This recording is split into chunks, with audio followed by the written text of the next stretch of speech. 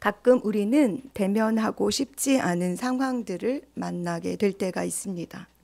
그냥 묻어두면 좋을 것 같은 일들 혹은 만나거나 부딪히고 싶지 않은 사람들도 있습니다.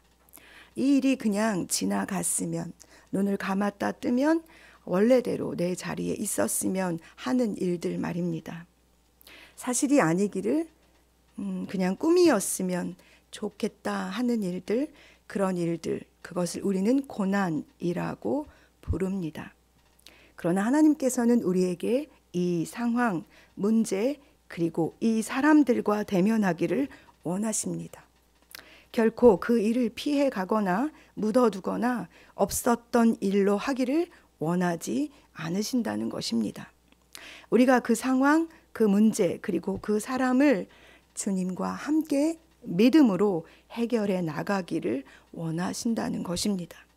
오늘 우리가 읽은 본문에 등장한 야곱도 자신의 일생에서 자신이 사랑하는 고향으로 돌아와야 하는 상황에 반드시 대면하여 넘어서야 할 사람이 있었습니다.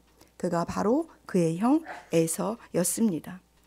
때론 하나님께서 이 일을 눈앞에서 사라지게 해주시면 얼마나 좋을까라고 그도 생각했을 것입니다.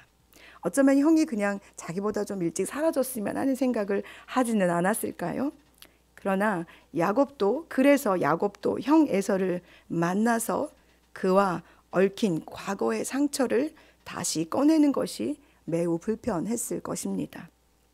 그래서 창세기 32장에서 그도 힘겨운 씨름을 주님과 했을 것이며, 그때 자신의 본성, 자신의 자아, 자신의 이름이 깨지고 새로운 존재로 거듭날 수 있었던 것입니다.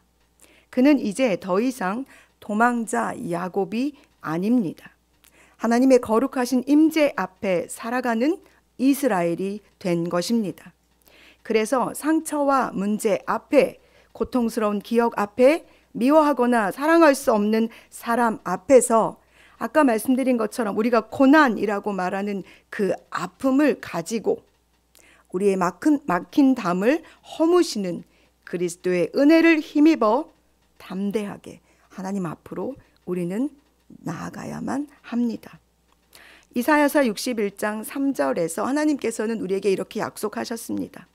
무릇 시온에서 슬퍼하는 자에게 화관을 주어 그 죄를 대신하여 기쁨의 기름으로 그 슬픔을 대신하며 찬송의 옷으로 그 근심을 대신하시고 그들이 의의 나무 곧 여호와께서 심으신 그 영광을 나타낼 자라 일컬음을 받게 하겠다고 말입니다.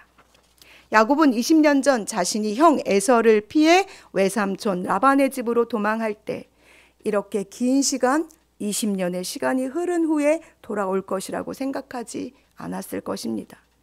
그러나 그가 다시 아버지의 땅, 아버지의 집으로 돌아오는데 20년이 걸렸습니다. 그렇다고 해서 이 시간이 쓸데없거나 필요 없는 시간이 아닙니다. 그 시간 동안 야곱은 아내들이 생겼고 자녀들이 생겼으며 그는 이제 예전에 두려움에 도망하던 자가 아니라 풍성하게 채우시는 하나님의 은혜와 함께 그때 20년 전 바로 그 사건과 그 사람과 대면하고 있는 것입니다. 20년 동안 하나님께서는 그와 항상 신실함으로 여호와의 이름으로 동행하셨습니다. 그가 베델에서 돌베개를 베고 자고 있을 때 천사가 오르락내리락 하는 그 상황 가운데 하나님께서 그에게 나타나셔서 하신 약속이 창세기 28장 15절에 기록되어 있습니다. 내가 너와 함께 있어 내가 어디로 가든지 너를 지키며 너를 이끌어 이 땅으로 돌아오게 할지라. 내가 내게 허락한 것을 다 이루기까지 너를 떠나지 아니하리라. 약속하시고 그 약속을 지키시는 여호와 하나님께서 우리의 마음, 우리의 연약함, 우리의 고단한 삶, 우리의 상황과는 상관없이 이 놀라운 일들을 이루어 가십니다. 그렇게 야곱의 모든 상황과 환경을 주관하시는 하나님께서 드디어 야곱이 넘어야 할 고난, 고통, 두려움, 그것을 지금 넘어서게 하고 계시는 것입니다. 사랑하는 여러분, 우리에게도 야곱처럼 넘어야 할 고통과 상처와 아픔들, 그리고 상황들이 있습니다. 과거의 그 고통과 상처로부터 우리는 일어서야만 합니다. 우리에게 새로운 이름을 부여하시는 하나님께 나아오기를 하나님께서는 여전히 기다리시고 우리를 도우시고 계십니다.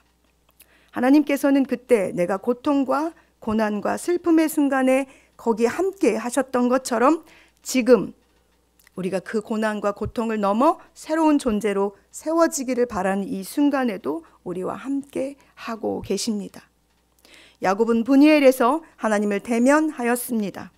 그리고 그곳에서 자신의 이름이 이스라엘로 바뀌게 됩니다. 그에게 형 에서는 더 이상 두려움의 존재가 아니며 상처와 고통이 아닙니다. 이제 하나님께서 이스라엘이라는 이름의 야곱과 새로운 시간을 열어 가실 것입니다. 우리가 읽은 33장은 에서와 야곱의 이야기로 기록되어져 있는 것처럼 보이지만 야곱의 입술을 통해 고백되어지는 하나님께서 33장의 주인공이 되십니다. 아브라함이 여호와께 제단을 쌓는 곳 세겜에서 그도 제단을 쌓고 엘로헤 이스라엘이라고 그 제단의 이름을 붙입니다. 하나님, 이스라엘의 하나님.